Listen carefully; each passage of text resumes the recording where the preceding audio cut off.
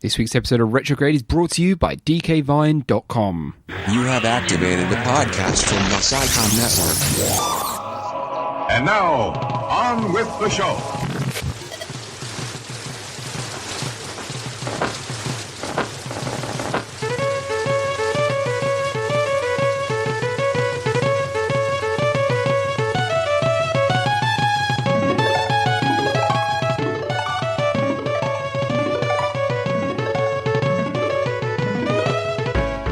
Hi, welcome to Retrograde episode 4. My name's Jack Marshall, and I'm joined by Lizanne Fisher. Hello. Anthony Hobday. Hey. And James McFadden. Hi. And this week we're going to be talking about Donkey Kong Country 2, Diddy's Conquest. Donkey Kong Country.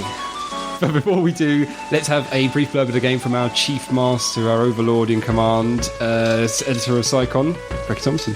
Donkey Kong Country 2 Diddy Kong's Quest is a platforming game for the Super Nintendo released in 1995 by Rare Studios and is a sequel to the universally acclaimed Donkey Kong Country released a year earlier. The game picks up straight after the first game and sees the player take control of Diddy Kong and Trixie Kong on a quest to rescue the kidnapped Donkey Kong from Captain K. Rull.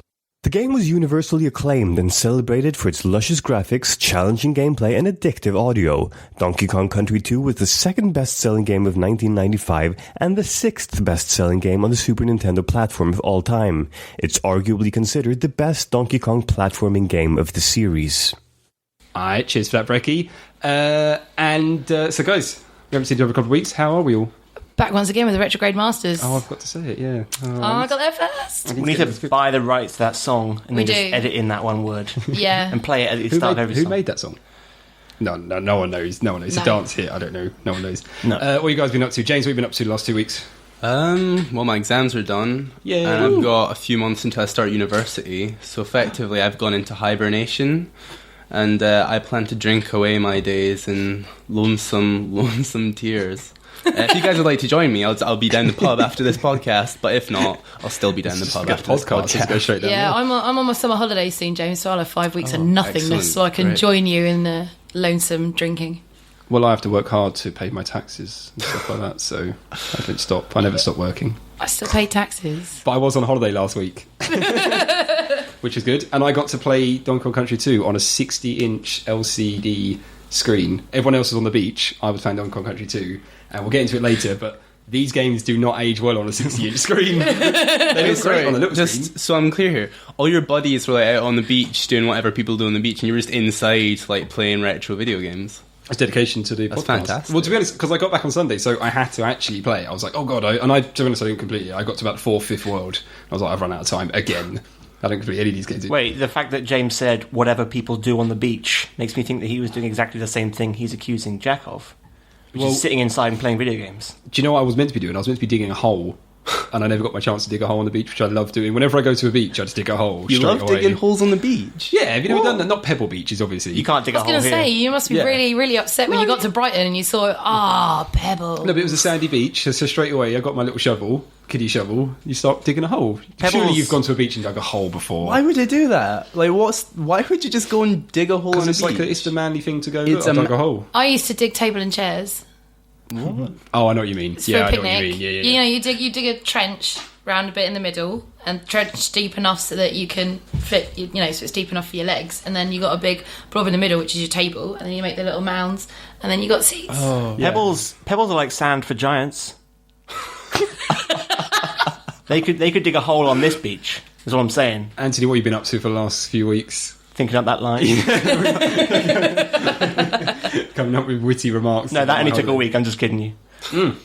Well, me and Anthony on Saturday, I don't know if you guys know, so we're going to an indie video game fair. Yes, Rezzed. Rezzed. What? And I've yeah. got a spare ticket, actually, if you want to come along. I've got a press pass, as Yes. has Jack. So have you got a spare ticket as well? No, you've only got a press pass ticket. I don't want to use only the press pass and then go as a press member if I can avoid it. 'cause- Well, I've got a regular ticket, and then I thought, hold on a second, I write for Psycon. So I blagged, went, I write for Psycon, I do Have you a been popular podcast. So I getting got, emails saying we're available for interviews. yes. I've been getting those as well. And I don't know if I should do them. I feel like I'm not I interested. I might go along and just interview them, but not ask about the game. Just go, so how's your shoes? They fitting all right and stuff If it was like like Nintendo, hey, we're Nintendo and we're open for interviews at Rares, I'd be like, yes, definitely, I'm getting in there. But it's, these tiny companies that make war simulations or whatever. I don't. Wait, is that this is the rock paper? This is in Brighton. Yeah, So rock this is paper, Shotgun. rock paper shotgun and Edge. Eurogamer. Yeah. Oh, I thought it was Edge. No. Oh, okay. I wouldn't be surprised if Edge have maybe some involvement in Yeah. it, I don't know, but yeah. But we'll have hopefully a little bit next episode, we'll have a chance to talk about that. Yeah.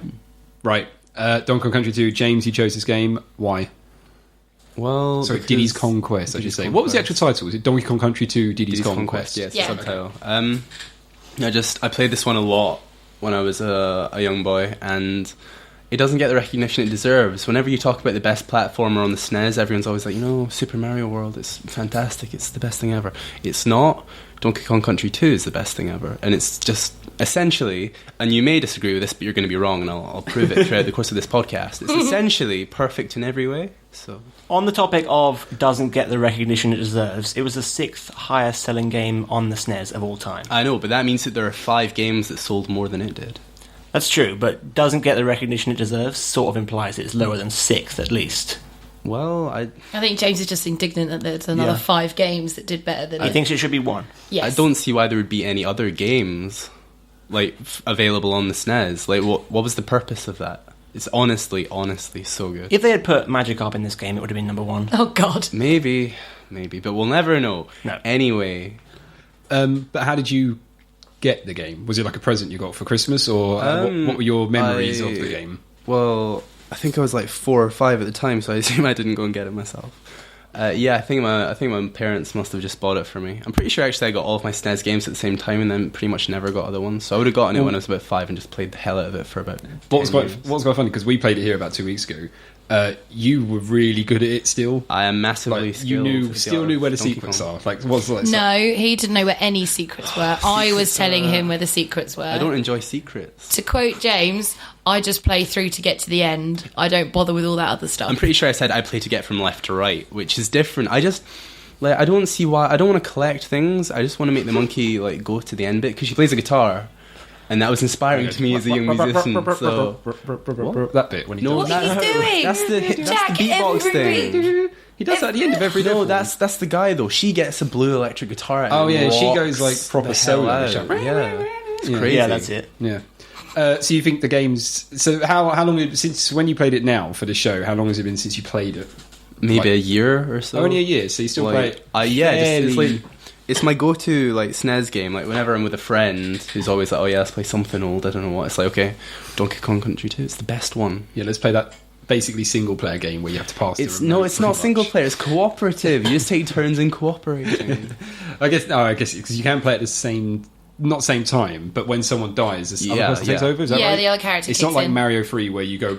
The person just does the No, level, get on yeah, their it's own not or like something. that. Yeah, but that means when you're playing with James, you're just watching him play. Yeah, Cooperative. That's how I like it. I like it when they watch. That's not cooperative. So you think the game's aged quite well? They cooperate in my entertainment. Yes, I do think it's Yeah. aged very well. Okay, well, I guess we should probably go around the table. We'll start with you, Anthony. What did you think of it going back? Yeah, I mean, did you play it when you were younger? No, I only played Donkey Kong Country 1 because I didn't have time for sequels. You had so many God. pressing engagements when you were 8 years old. Yeah, I was Okay. business ventures, all But is sorts. that true? You seriously used to avoid sequels? No, I'm just saying that because it sounds good. I just didn't play Donkey Kong Country 2. I was going to say there's so many sequels that are better than the original. But the first one wasn't... Careful. Careful. we only had a Mega Drive. So... By the time I had Excellent access to either a SNES or emulation... Clearly your parents didn't love you if they got you a Mega Drive. Yeah. Well, no, they didn't get him a Mega Drive. They got his brother a Mega Oh, yeah, Drive. you got a Pet Rock. I did. Regular listeners of the show will be familiar with my pet rock. It's multiplayer, a Rock. You can still do it. There was an article on Reddit recently where they compared a Rock to... Oh, I've seen this. Yeah. Oh, what game 4chan was did it? that. It was I think it's Diablo 3 actually. Yeah, they were like multiplayer, Rock, Tick, Diablo 3, Cross. And there's loads of things like DRM3, Rock, Tick, Diablo 3, Cross. It just is such a ridiculous thing. But anyway, sorry, go on. I made the right choice, but to immediately counter what James has said, I don't think it's aged very well at all, especially not in comparison to games like Super Mario World, which I think is going to be coming up a lot in this episode as a comparison. Oh, yes. It's sort of the opposite approach to platforming. Not opposite to platforming, but it's sort of a different approach to the aesthetics and how the game controls and everything. So I think it's just a vastly preferable game. But why has Donkey Kong Country 2 not aged well? What would be your... Mainly the graphics. Okay. We can go into this later if you want, but it's basically, I realise, the same as claymation. If you see those early claymation films, they've used it, and at the time it was probably really impressive. Like Jason and the Argonauts had that Hydra. Yep. It was great at the time, I'm guessing. And the skeleton soldiers. Yeah, but they were awesome. now you look at it and it's just silly. And this is like an attempt at realism in Donkey Kong Country and Donkey Kong Country 2. And it doesn't age well as something aesthetically different or abstract as Super Mario World. How is Super Mario World any more aesthetically abstract than Donkey Kong Country 2? Because it doesn't try to make the graphics... Photoreal. Yeah. But neither does Donkey Kong Country 2. It was trying to approach it. I mean, they couldn't obviously do it properly. And they're monkeys. They are monkeys. In a fantasy world. But it was sort of a photorealistic approach, whereas... I disagree. I think it wasn't placing pixels, it was, creating models and then using 2D sprites based on those models. I think there was a very specific artistic style that they were going for, and it wasn't just to mirror real life. Because, I mean, if you look at the bees, remember those bees? Yes. Now remember real bees. Now think back to the bees in the game. Exactly the same. Well, the bees in the game are wasps, not bees. Whoa there. Oh, burn. Whoa. Actually, they're You're called... telling me They are wasps. that I've been playing this game for my entire life, and I... Oh, God. Okay, I think they're They're actually wasps. called zingers. They are so they're called neither. zingers, but they zingers. are based on wasps. To be fair, they do look just like zingers in real life, so I'll give you that one. Yeah. I mean, with the graphics thing, when I first got Donkey Kong Country, I was really, really excited because of the graphics. And it was incredible because I'd just been playing Super Mario World on my SNES with other games, but, Super Mario was what I loved. And then I got Donkey Kong Country the following year, and the graphics blew me away, so much so that 9-year-old me said to my grandmother, who was over at the time, and she was like, "Oh, you enjoying your game?" Damn, Grandma! Look at the screen! She said, "Oh, you enjoying your game?" And I said, "Yeah, look at the graphics, Grandma, they're amazing." And she just went, "Yes, dear," and then left because she didn't know what graphics were. What's the graphics? And so I was slightly disappointed with Donkey Kong Country 2 about was the fact that there was no progression from the graphics of the first game.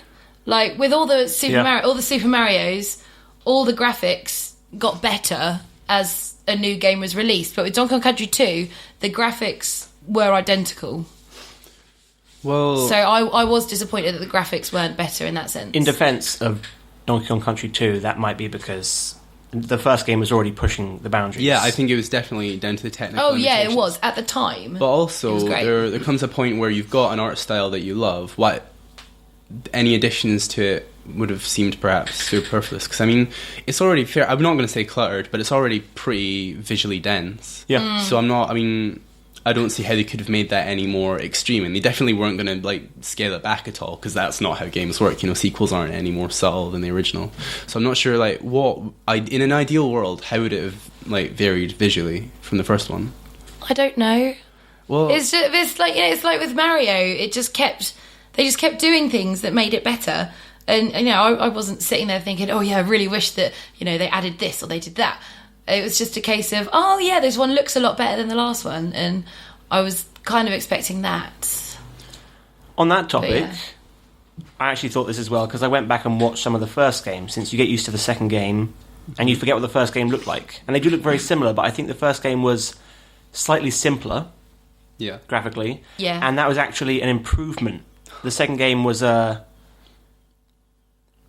it wasn't as striking in the second game. It was sort of like duller environments, like the colours and things. Really? Especially... Seriously? Really? Yeah, I'm going to have to go with James on this one, because... No, go on. The example I'm going to give is the honeycomb levels. Yeah. Inside the bee, honeycomb. Mm-hmm, yeah. It's just a wall of yellow. And it's really kind of blends in together, and it's... So think about the cave levels from the first game. They were essentially just purple, brownish... That's true, but you had fun little wheels that made a bouncy sound. Yeah, but you have little Yeah, the parrots. tyres were Yeah, cool. you have parrots that spit nuts at wasps. In the second game. They were vultures. No, they were parrots. Parrots. They're vultures. Oh, you're thinking of the enemies. No, The Yeah. one you No, I ride, meant in the second or the game. one there's you a parrot. Oh, sorry, yeah. Yeah. I was going to just say one of the things I thought made because I think well, actually, let's go back to the Dan actually, because you didn't say really how much you enjoyed going back. So you kind of agree with Anthony a bit. You don't think it's aged as well. Well, as you wanted. I didn't play it when I was younger. I bought it especially for the podcast for my Super Nintendo because I loved Donkey Kong Country and couldn't believe I'd never played any of the sequels.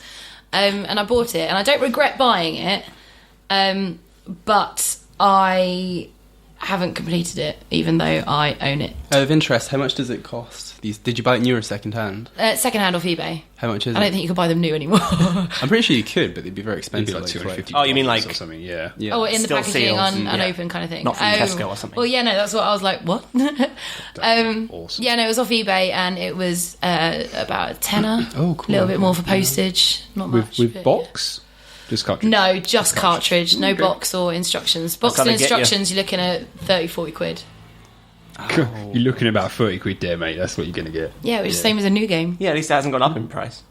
Some, well, we won't go into retro collecting, but yeah, some games have. The worst one, I've been trying to get Conker's Bad Fur Day box, and that's like about, like on the N64, that's like about 90 quid trying to get out a second-hand box. Jesus. It's insane. Banjo Tooie is another one that takes a lot of effort to try to find. You can buy them quite easily, but they're just like 75 quid.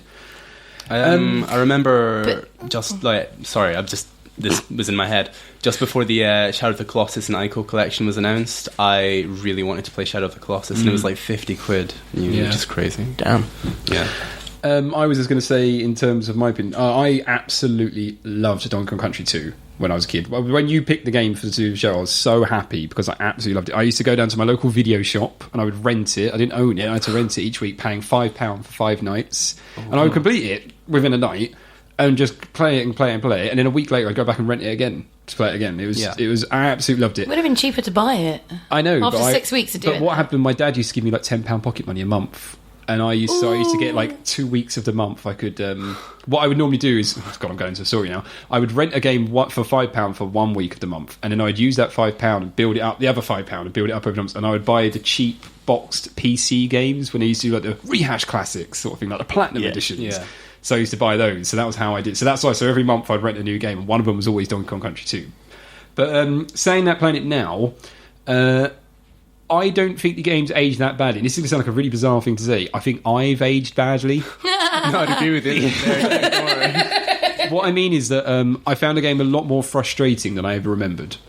And I don't know if I was better at games back there or more patient, but there were some levels where there was one in particular called Bramble or something, where you're firing barrels around like poison ivy. What's it called? Oh, I remember that one. Yeah. I didn't get past that one. level That one angered me so much. That level makes me want to swear on the podcast. Yeah. It was so bad. That's bad. But I agree with you. but I think it's a fun level. I don't. But I just got like I say, and there's only one checkpoint in the middle. Yeah. And there was little other things about the game that maybe I forgave back then. But I don't know if you guys found this. I found the controls surprisingly annoying to go back. Yeah, I found them For some annoying. reason, I'll tell you what it was. It was when I was on a rope with Diddy. Yeah. I found jumping sometimes wouldn't respond. That is true. Yeah. Yeah. That was my only thing, and I was a bit like, this is annoying. And there's little things that the game does that I never remember bothering me. But for example, when you die, your second person takes over, but they'll land exactly where you just died. Yeah, so so if you you're going have off a this cliff or panic of something, 4 yeah, seconds where you have to go, oh my god, get back on. And that, just little things like that. And I noticed a few times where I got used to basically never going near a platform edge, because sometimes you might just clip through the last few pixels and be like, oh, what the hell? Yeah. And it was just little things like that. But to be honest, I still think it's fantastic. I think graphically, I think it's done okay. I was going to say earlier on the back of you saying about how the levels, you think they're less. I think Donkey Kong Country 2 generally, when I was speaking to people, Donkey Kong Country 2 is generally regarded as the best of the three. Yeah. And there's 2 reasons why I think that is, and I'll quickly go into them. But the first one is about saying about the levels. Donkey Kong Country 1, it felt like they were more handcuffed themselves and stuck to jungle theme levels. But Donkey Kong Country 2... They didn't.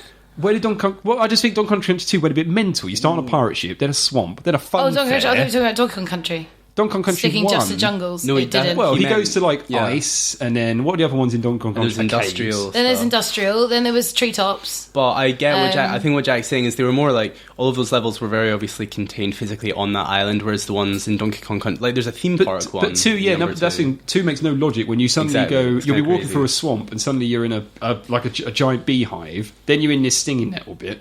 Yeah, and there's yeah. just little bits like that where, and then like, so you start on a pirate ship, then a swamp, then a fun fair.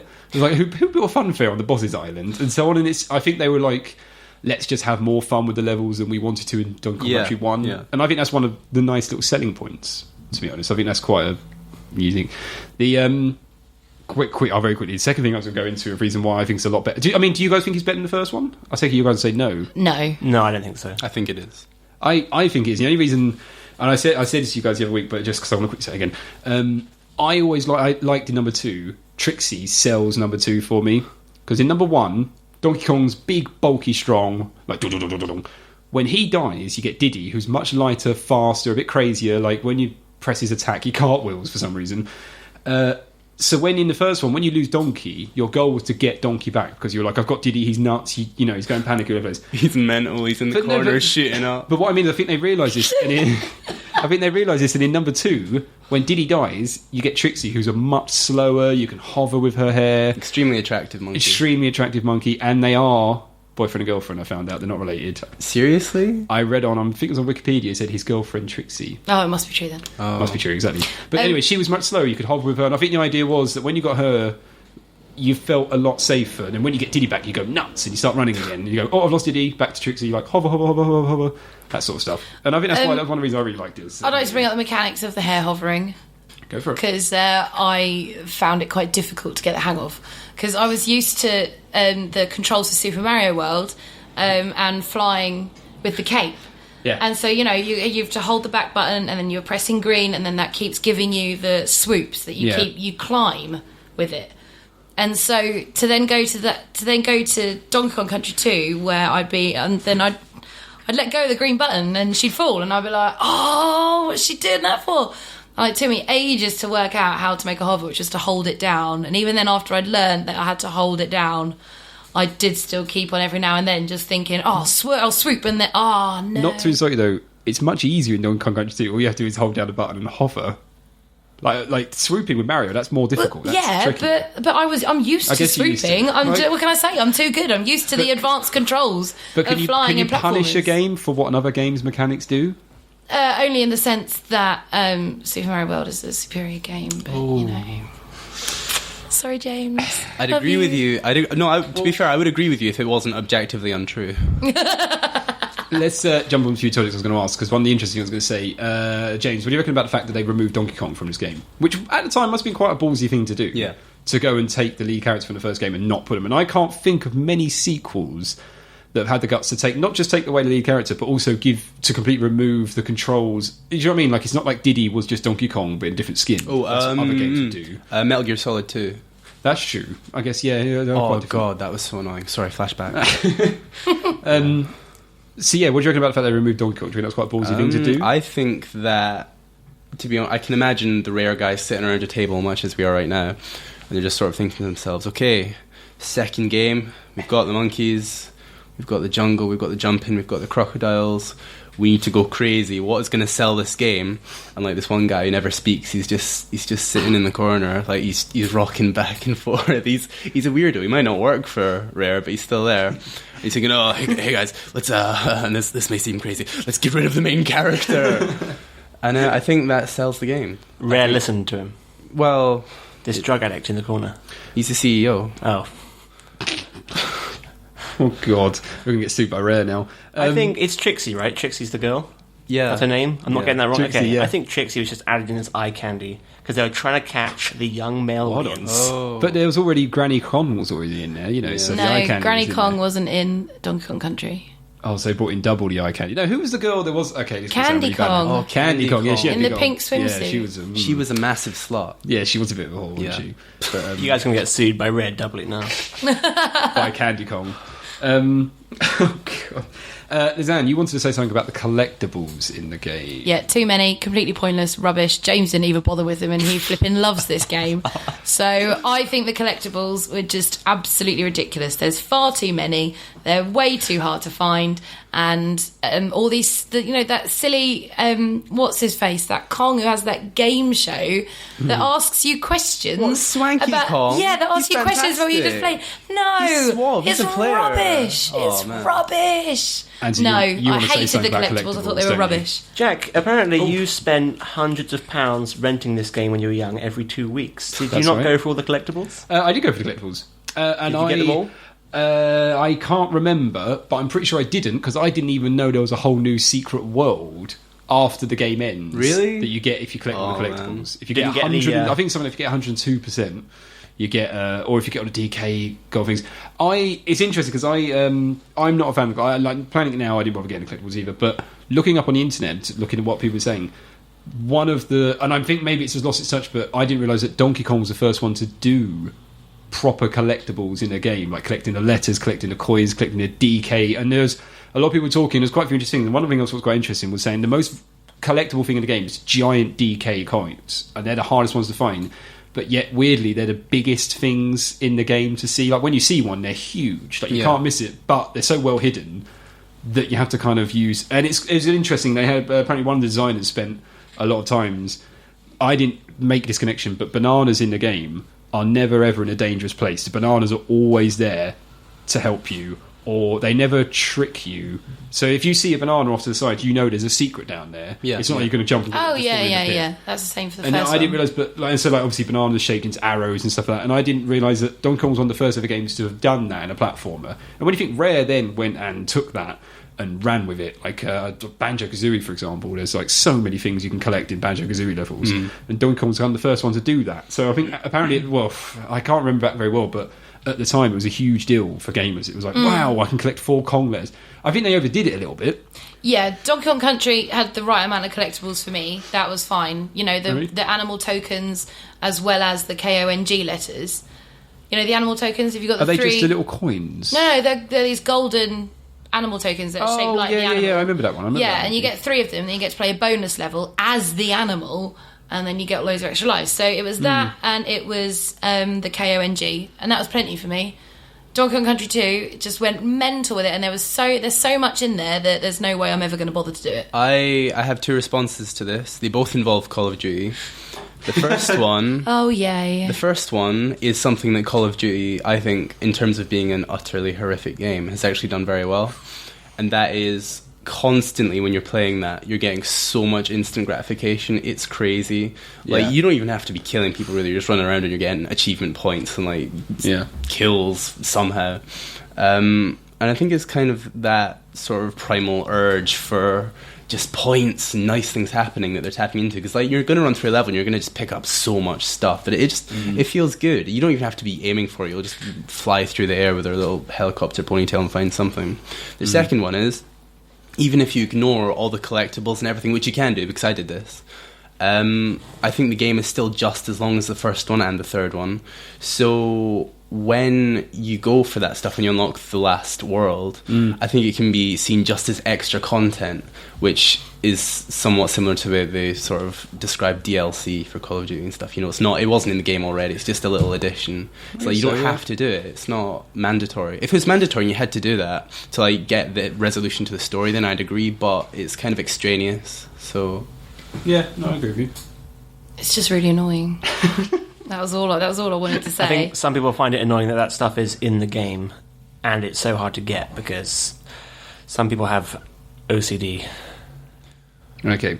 Let's take a little pause to get a message from our sponsors for this week's episode, who are dkvine.com. Hey guys, do you love Donkey Kong Country? No, I mean, do you love Donkey Kong Country? Then come on over to dkvine.com, where we talk about Donkey Kong Country all night long.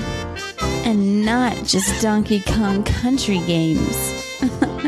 Oh no, we like to experiment.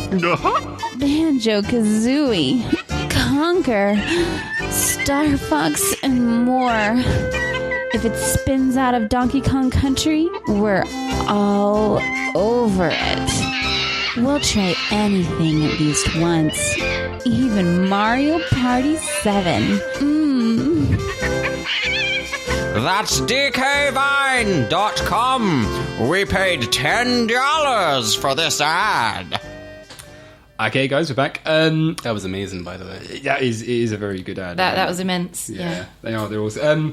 We need to cover this big topic. Mario. Okay, compared to Super Mario World, which we're going to be doing in a couple of weeks, or I think another month's time for another episode, which I think you've picked, Lizanne. But yes, I did. So, do you think it's better than Super Mario World? Do you think it's better than... Do you think Donkey Kong's the best platformer ever made? Donkey Kong No, Country 2? I don't actually. I think Oh, okay. there's another platformer that's got the SMB acronym that's better than either. And that is Super Meat Boy, which is essentially perfect. Ooh. Like Okay, even wow, more that's perfect. really okay. It's not just perfect; it has all of the perfections. Okay, again, we're doing that one, I think, in about Yeah, another yeah, month's we time. are. So yeah, that'd be good. I was going to say, I was looking back now playing Donkey Kong. I'm surprised how much it does. I think pay homage to Mario in little ways. Like I never made the connection, but obviously at the end of each level of Donkey Kong, you land on a platform and they play a guitar and you get a special thing. And obviously that's very similar to jumping on a flag in Mario at the end of each level. It's that little reward at the end of each level, which and I guess I mean Sonic, you just ran for a sign. It wasn't really a reward, if I remember. Like, but in this one, you always got reward, and don't like Mario, you got points. And I guess there's just little things like collecting 100 bananas gives you an extra life. The map screen kind of basically came from Super Mario Bros. 3. No, Yeah. Super Mario the Bros. map screen was appalling. What, in Donkey Kong? Yes. It was fantastic. No. What's wrong with it? No. It There does- weren't little pathways showing you where you It could does go. feel weird about And it- Pathline, I've got to admit. Yeah. There were times when I'd suddenly start talking to Granny Kong thinking it was the next level, going, why am I talking to some old woman in a house? Yeah. I'm like, when's the next level? But I You realised like I was Granny going the wrong Kong. way. That was the best level. Jack went to visit her for special times. Yeah, Time. you were stumbling in there. Oh, I'm here How- by accident, but now that I'm here, might as well How have a many chat. how many coins did she charge you? I'll be honest with you. That was another thing that annoyed me. You had to pay to save your game. That irritated me. Sorry. Well, that's another question I guess we can ask. Did you guys find it quite hard? Because again, look, a lot of the websites I was looking at were saying how it's quite an easy game if you don't get all the collectibles. You just power through it. I found it really hard going back and playing it. I found it really hard, having not played it, but playing Donkey Kong Country so much. I found the increase in difficulty was huge. The first 4 levels in the first world, quite easy, training levels, teaching all the different things, teaching the mechanics like that and everything. And then all of a sudden, level 5, I was stuck on that for at least half an hour. Which one is level 5 specifically? It's the one where you're climbing up the mast at the end of the first world, just before you get to the boss at the end. You said mast. Why? Because it's a phallic object. Okay. We both giggled at that, yeah. Yeah. It's silly.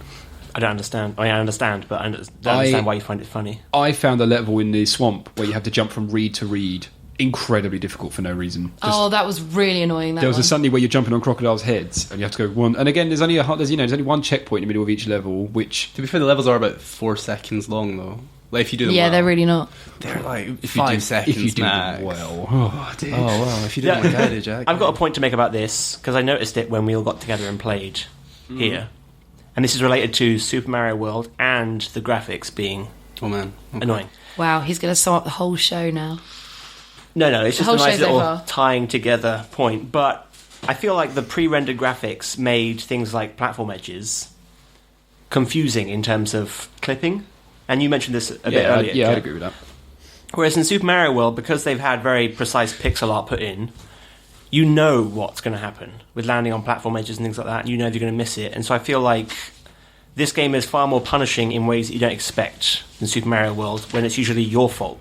You've done something wrong. Yeah, I agree with that. There was quite a few moments when we were playing where I thought I shouldn't have hit that enemy, or I thought I was going to hit that enemy and I didn't, or I thought I was going to hit on that platform but fell in a swamp, whatever. Yeah. So I'd argue that a lot of the times when you die and you think that, I'd say maybe 90% of the times when you die and you think that, it's just because you were bad and you fell down the hole. Maybe there are a few instances in which the clipping and the imprecise sort of sprites did make that apparent, but it gives you an excuse to just say, hey, no, it's the game, dude, it's not me. I will not deny that I'm bad at Donkey Kong Country 2. Oh, you're bad, Anthony. But that's why I'm saying it's less forgiving, because if I'm bad in Super Mario World, I feel like I've got a better chance of salvaging it than if I'm bad in Donkey Kong Country 2, where I get sent to the back of the level and have to do it all over again. No, You get things like mushrooms in Mario World. And I'd agree with you. I'm just trying to think how Mario did it, to be honest. I think it was just like- simpler to approach. Like Mario, you just had to restart the level, though, didn't you? No, I mean, with No, the no, levels, you looked at it and you knew what you had to do. Oh, okay, I get you. It was more obvious. Whereas, like, if there's a crocodile snout in the water, you don't know that's going to, like, flip you up when you jump on it. Yeah, it took me a while to work out the level you were talking about, the reed one in the second world, the swamp one, where you have to hit that barrel to make the crocodile heads appear. I hit it without realising what I'd done. The crocodile heads were there, and then they disappeared, and then I actually had Diddy stand there for at least 3 minutes waiting for them to come back up again before I noticed, hang on, what does that barrel do? Hit it, and then I was like, well done. Do you know what really? Yeah. Do you know what really annoyed me in the game? This is a petty thing though. There's that level where you got the hot air balloons, and you got to hit the fumes, which is a good level. But what annoys me, you're doing all this work, and Diddy stands there, starts juggling in his idle animation. Oh, like, yeah, Diddy, yeah. we're about to hit lava. Stop juggling. He's just too cool to care. Juggling. He's got his didn't care. girlfriend doing all the work. Who would you rather have Who with he you? just kicks up the bum to when he wants to take over, doesn't he? I don't know. Does when he? you switch positions, not like you go now, you ever go. They both just kick each other, and the other one just throws the other one around. They're an abusive relationship. Yeah, I think if you were floating over lava in a hot air balloon, you'd want someone who is able to juggle. Because it shows that they're calm and not freaking out. Because you can't have a panicking person with you. And I was going to say, in terms of like little graphical issues and stuff, I find it quite admirable that Rare didn't seem to care about the fact that quite often in the game, your character who's following you, your backup life, I guess, would be like hovering in midair or getting stuck in objects, and like you can just lob them into lava and they'll just come flying back at you randomly. And I like the way they were like, they got that mechanic of thought, this is a really good mechanic of you can have a second life, kind of like Mario has the same thing of where you can go from big to small Mario before you die. That's I guess that was their interpretation of how to do it, which is it's a nice move. But it was just funny how you could just lob them into stuff and they wouldn't die and they'd come flying back again. Well, it's similar to Tails in Sonic. There are videos on YouTube of people punishing Tails endlessly because they don't like him, just drowning him and stuff. Let's talk about music in the game. I think the game actually is. I was going to say the music is hugely loved, even more than any game we've done so far. Fantastic. That's because it's pretty much the same as Donkey Kong Country, and Donkey Kong Country was awesome. I don't think so. I think the music is worse in the second game, especially focal point the underwater theme.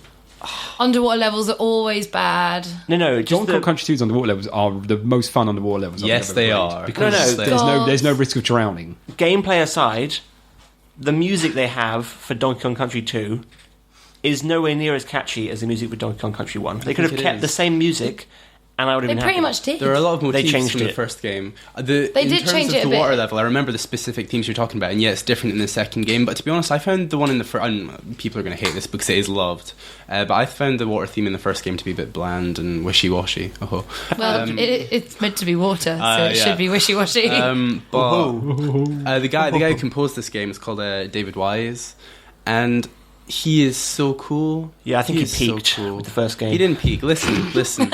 He is so cool that when OC Remix, a group dedicated to creating remixes of video game music, like in every manner possible, sort of techno, they're reggae, called the classical. Overclocked team. Yeah.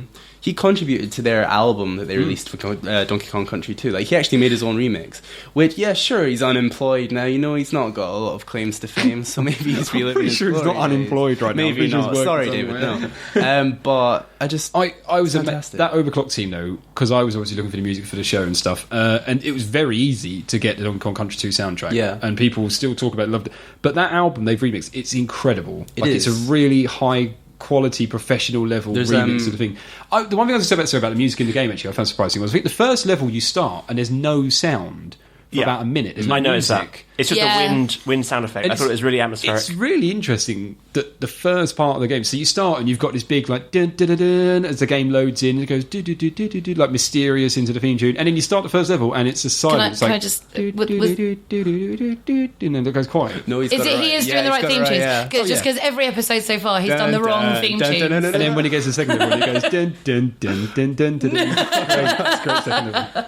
But no, I think the music in its age very well. I think the music's fantastic. I'm going to send you a link to a YouTube video of the best song from that album called Rare Respite, which is fantastic. And also just like when I'm sitting down at my piano, I'm just improvising chords and stuff, that song just happens. Like the music is so ingrained in me from that game, I'll just start randomly playing melodies from it. You want to play Beethoven, but Cranky's theme comes out. So which performances. Which level is that from, or is that from? It's from a lot of the pirate ship levels. Okay, because I have a YouTube video to send you as well, Jack. Go for it. Which is not to me personally, but I'll share it with the listeners. Yeah, for the show notes, just for me personally, because you handle the show notes, Jack. Yeah, that's why go for it. What's the video? It's just to prove to people how good the underwater music is in the first game compared to the second one. I found a really good acoustic guitar version of the underwater theme from the first game, and I find it really soothing. I really enjoy it, so I'm going to send it over to you. Stick that in the show notes. Do that. I was looking on YouTube today, actually. I saw a speed run for the game. Sorry, no, we'll come around, but I saw a speed run. Out of interest, how long do you reckon it took someone to do the whole game 100%? 25 minutes. Oh, okay. 1 hour and 25. I've greatly underestimated this. No, it's 111 minutes 111 to do, which I was a little bit surprised. But then again, I thought, well, and I was watching it. They were bombing through the levels. Was it Without dying. They, like Andy said last week, they do kind of the things where they. So it was if they die in a level, they just start the level again. It's what's it called? It's there's two types of speedruns. Tool assisted, yeah. Tool assisted, and there's like the famous one in Super Mario 64 where if they die, they just start it all over again. They don't like they. Well, do no, when they die on run. purpose. Yeah, like if they do screw up, they'll go right, start it all over again. I think like Super Mario 64 speedrun without ever stopping. I think it's something like 1 hour and 20 minutes to get 120 stars. Insane. Yeah. Lizanne, did you have anything you wanted to share for the show notes this week? No. Okay, that's good. You've all decided to rain on my parade. Do you not have any YouTube links? Doesn't No, even have to I be related. actually- It could just be a YouTube link. Oh, well, yeah, no, I've got loads of good links. But no, I don't actually have any for this show, I'm afraid. Things have been very busy at work, so I haven't had time to sit there doing YouTubing lessons. But yeah. And speaking of music, I just want to discuss sound effects very, very briefly. Oh, yeah, go on. I was horrified. They didn't even need to change it. I was horrified that they changed the wasp death sound Oh, yeah. from the first game to the second game. Because the first one, so memorable, so iconic. Second game, it's like muted or something. What was the first one? Well, no, it sounds very similar. Kind of go, "Bzzz." It's And just the second one they do. It's just more. That sounds more sad though. That makes sense. No, they're more panicked in the first one and shocked that it's happened. Yeah, it's just nothing. None of the sounds in the second game are as impressive as in the first game for some reason. All of the enemies begin with a K. Just a little fact for you. They did in the first one as well. Not all the enemies. Actually, only all the crocodile-based enemies. Only the ones K. that begin with K. Kremlings. And in the Game Boy Advance, the Game Boy Advance version of the game, I didn't know, brought a lot of new stuff in for Donkey Kong Country 2. To the point where they had a whole new boss called Kerosene, which I thought sounded like a toilet cleaner, who's this giant lava boss. Right near the end of the game, when you're about to face K. Crawl, you fight Kerosene, and he goes... Kerosene or something, yeah. No, but that's like kerosene. Yeah, I guess so, yeah. Just And he petrol, goes... isn't he says which to him, makes sense that he's on fire. he says to you, you didn't think it'd be this easy, did you? We're going to change a few things, and this whole new boss comes out, which I thought was quite breaking nice. the fourth wall. It's crazy. Yeah, no, that's true. Well, the game did do that a little bit. 'Cause Yeah, there's a bit I know. where Cranky says something like... I know in the instruction manual, on the page where it says copyright laws, Cranky's in the corner saying, why would anyone copy this game? Yeah, and stuff like that. And there's things like that. And Cranky does say... like there's lots of stuff like when you complete the game... Now, I never saw this. There's a podium. And if you come first, Link is on 2 and Mario is on number 3 on the podium. Wait, if you come first? What podium? If you collect all the coins, there's a final reward show where they go, congratulations, there's a podium. I never and got Link that. from obviously Zelda stands on number 2. Mario's number 3. I saw that on YouTube, but when I saw it was Yoshi on number 3. You sure it was maybe, Link? Maybe it might have been Yoshi. Yeah, maybe I'm being silly. Because it was Yoshi and Mario, Yoshi and Mario, okay. and then Diddy. And then there's a bit in the game where I don't know where it is, I think it might be, there's one of the tollbooths, like there's a bin, an Earthworm Jim suit and gun, and a pair of red shoes that look very similar to what Sonic would wear in the bin. Really? Yeah, and it's so there's little shout outs like that in the Little homages. Jack. Yeah. What did you think of the creatures? We haven't spoken about that. Probably one of the best features of the game, the other little creatures. The creatures? Do you mean Like the rhino, the spider. Oh, right. Those who- guys. Oh, the animal Oh my ones. god, that flipping spider. The spider I found was out awesome. about the spider today. His Yeah? name, Squitter the Spider. Don't. Squitter sounds so terrible for no reason whatsoever. No, no, it Squirts does. out- It's because of the squits. He squirts out spiders' webs. Careful, everyone. I was saying for no reason whatsoever, obviously, because I didn't want to touch on that particular aspect of his Wasn't name, the but- snake called Springy?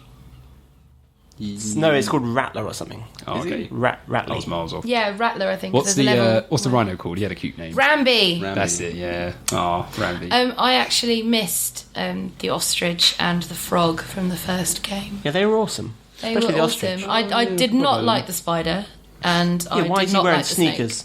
Because he's a spider. And why's he got 8 pairs? He's you got, know, it's he's got loads ridiculous. of hairs on his feet. He doesn't need The sneakers. night company must have gone nuts when he walked in the shop. He hasn't I got need 8 pair of pairs, shoes. Jack. He's got 4 pairs. Oh.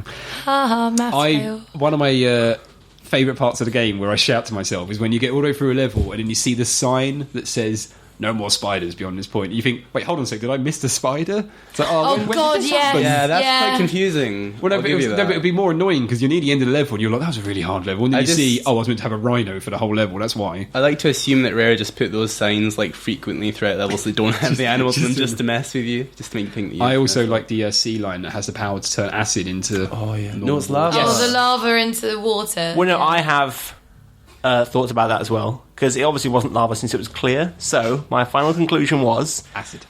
that the water was acidic, Yeah. and the seal. This wasn't my final conclusion. I went further, but the seal. I was thinking, if the water's acid, what could the seal be spitting in there to turn it alkali? And I was thinking alkali tablets of some kind, like Alka-Seltzer, right?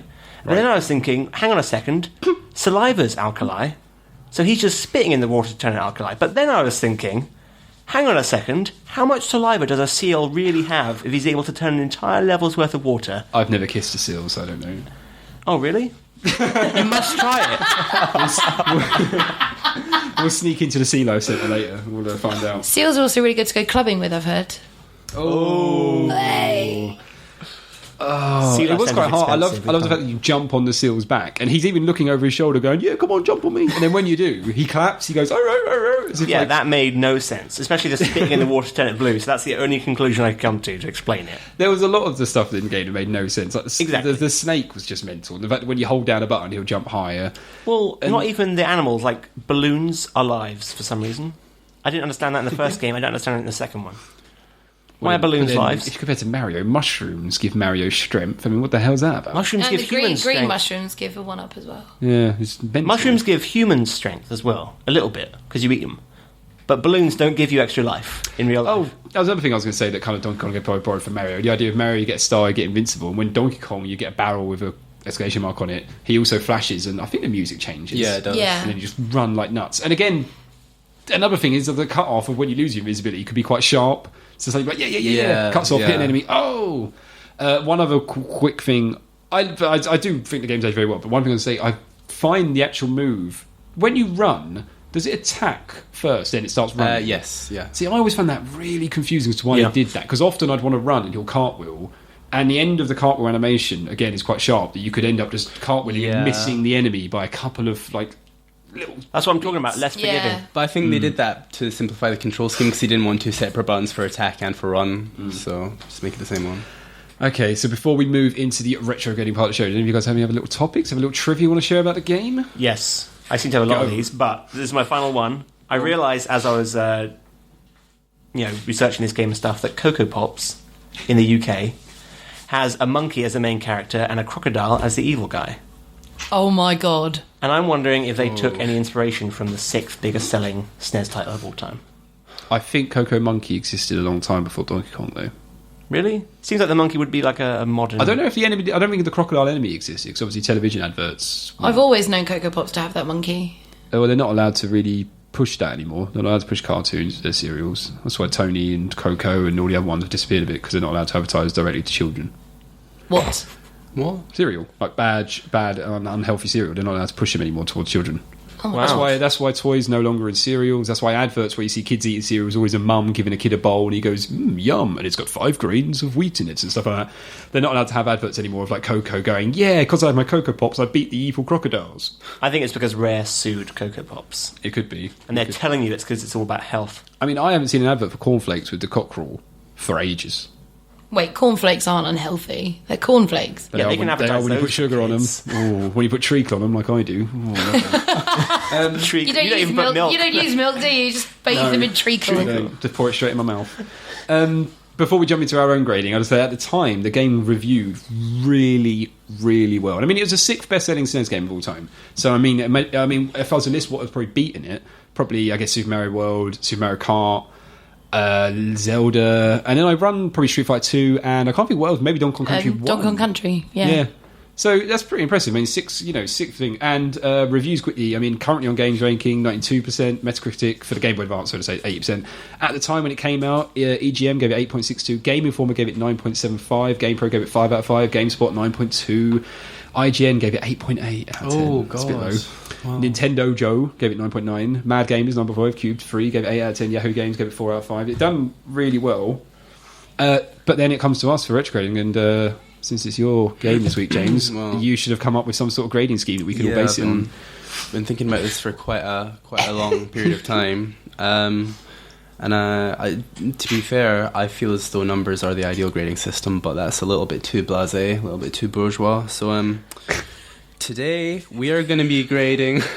I need a thesaurus. Ladies and gentlemen, Thesaurus out, I'd just like to point out that Jack is laughing to himself in the corner because recently in the pub we had to explain to him what the word bourgeois means. Which no one And he could. still doesn't believe us. No, because we all gave you perfect People explanations. went, oh, it's like Don't start it's this like again, the don't French, start this again, it's like don't the start French, again, the Jack. French ruling class. I No, think, or that's not what he something. said. That's what someone else told No one you. said that. That's just okay, and it doesn't Stop it, matter. yeah, doesn't stop matter. it, stop I won't use that word. So we're going to be. You've made me feel melancholy now. He also Which didn't know what that mean? word What does it meant. mean? A prolonged sadness. No, close enough. Look, guys, we're gonna be rating this game in terms of continental European cities. So personally, I'm giving it a Paris because that's the best one. You guys? Whoa, right, okay. I learned a really fascinating fact this week from Reddit about Paris, that every year 20 Japanese tourists are checked in with depression on a thing called like Paris letdown syndrome or something like I that. read this as well. I've seen Yeah, that, yeah. where apparently they come to Yeah. Paris and they're so upset that they think that in Japan they think Paris is a utopia and it's the perfect place. And when they get there and they see crime and litter and stuff like that, they can't handle it. They completely they get depressed because of it. Oh, it's fascinating. But anyway, Yeah.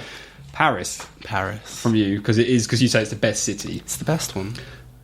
Anthony, I'll let you go next because I need to think of a town. Yeah, I'm having trouble thinking of a city that's aged badly. I've got one. Oh, go ahead. I would say that it's like Rome, in that you love it for the nostalgia and what it once stood for, and it's still got a lot of awesome things going for it. The Colosseum is immense. But in terms of today's society, it's not one of the best places. Yeah, like the Colosseum's crumbling. Exactly. It's not matching up to its former But glory. saying that, I just spent 2 weeks in Rome. I absolutely adore the city, but it's not what it once was, if that makes sense. Fair enough. So I give Diddy Kong Country to Rome. I think I'm going to go with Rome as well because that sounds. Oh, exactly- Anthony, you're thinking of your The own. entire continent. You have Hey, to pick the Sans Don't just one. pick mine because mine was awesome. If this were numbers, we'd be allowed to pick each other's numbers. But there are so many more numbers now. Okay, I pick Berlin Why? because Germany sucks. Oh, Jack, God. go ahead. Anthony, you just started. Oh God. I really can't think of a place. I'm trying to think of like the city, but no, I can think of places. You but I'm just don't trying to know think of the reference. places, do you? I'm trying do you to- remember when we had to explain to Jack where Denmark was? Oh God! He didn't know. Remember No when one he had knows to where explain what Denmark Europe is. was? No one knows where Denmark is. Hi, people from Denmark. Jack hates you. Oh, I don't know. It's going to be really hard. Okay, let me think. I'm again also trying to think of a place that I loved when I was a youngster, but as I've got older, it Legoland. frustrated me a little bit more. Legoland. Stains. Legoland Stains, yeah. Stains on Thames, if you can find. Oh God, yeah, this they is really changed this is it, taking me didn't far too long. Okay, I would compare. I would compare it to Gatwick Airport. I know it's That's not a place, not but a Gatwick city. Airport, because as a kid I used to love going to the airport, but now I just see it serves a purpose, and I now just think it's just there Okay, to Jack. love it. Firstly, that's not a city. Secondly, it's not a continental European city because Britain's an okay. island. Yeah, no, I'm going with the pantomime because pantomime was great when I was young, but now it's a bit. You said a bad You word. just saw. We nearly made it through the whole podcast. Okay, so Got bleeped Oh, for a reason. I would go. I'm go saying it for, too. Okay, I'll go for Prague because I think it as a youngster, as a young man, it holds lots of wonderful and delight and stuff like that. But as you get older, you start going, you realise it's a bit boozed up, and it annoys you a little bit with all the youngsters there. Oh, I've got one. That place in Bruges. Bruges. Because that one guy loves it, and that's James in the film in Bruges, but the other guy hates it, and that's me. You're saying you're Brendan Gleeson and James is Colin Colin Farrell. Farrell. Hey, I can live with that. No, Does because that make Jack the midget? no, The thing Colin about Farrell midgets doesn't is love they tend to Bruges. kill themselves quite often. So we've got Paris, Bruges, Rome. And Prague, Gatwick. which Oh, Prague. averages out at about Edinburgh, I reckon. Edinburgh's not a continental. No, wait, Jack, no, wait. do you know what continental means? Abroad. Wait. I just need to say that the bad guy loves Bruges, Yeah. and the good We're guy still going for the Bruges Voldemort, metaphor. Oh, God. hates it. So I'm the Irish guy, and you're the bad guy. Can't we all just I'm agree that the Fiennes. game is Amsterdam? Amsterdam. Yeah, all right, fair enough. Amsterdam. And, you know, everyone quite enjoyed it, really. There's things wrong Yeah, with it, no, but, but everyone loves it. Yeah. Yeah, I think it done well. So we give Donkey Kong Country 2 in Amsterdam. Yeah. I don't think anyone's ever said that sentence before, ever. But yeah, Amsterdam. Okay, next week we're going to be looking at Transport Tycoon, which I've God, I chosen. forgot about that. We're back round the cycle, back to me again, I wish Transport this wasn't Tycoon. happening. So make sure you play it. Sadly, though, I've got some bad news for you guys. I tried so hard to get Transport Tycoon running on Windows 7 and stuff like that, and I actually can't. So we're going to have to play the open source version that someone made about 2 years ago called OpenTTD, which is almost identical, but it basically just tweaked and improved on the original Transport Tycoon, so we'll be playing that. And the reason I've chosen that, all of you are looking at me thinking, oh god, this game's awful, but the reason I've chosen it is because it's the game that I most in my life got absolutely addicted to. And I mean unhealthy addicted. I played the game non-stop for about 2 months. I would get in, I'll go into the next show, so bear in mind that when you plan it. And if, you know, take into turn, we're going to be talking about addiction next time. Didn't stop you spending an hour attacking Pokemon. I told you how much I love that game. You spent the whole hour doing it. Oh, man. But anyway, Just saying. You can get in touch with us if you wish on the let me just find out my notes. You can follow us on Twitter at Retrograde Show. You can join us on Reddit at the subreddit Psycon. That's r/Psycon, where we post all our show notes. Feel free to post your suggestions there. We'll continue talking about them on the show. Also, you can email us whenever at retrograde@psycon.org. And you can follow us and like us on Facebook. A big reminder as well to go look at our sponsors, dkvine.com, because those guys are awesome. And it's the biggest Donkey Kong homage site I've ever seen. They are fantastic. And like I said, we're back in again in 2 weeks with Transport Tycoon. So that's goodbye from me, Jack Marshall. Goodbye from Zan Fisher. Bye. Goodbye from Anthony Hobdy. Goodbye. And goodbye from James McFadden. Goodbye.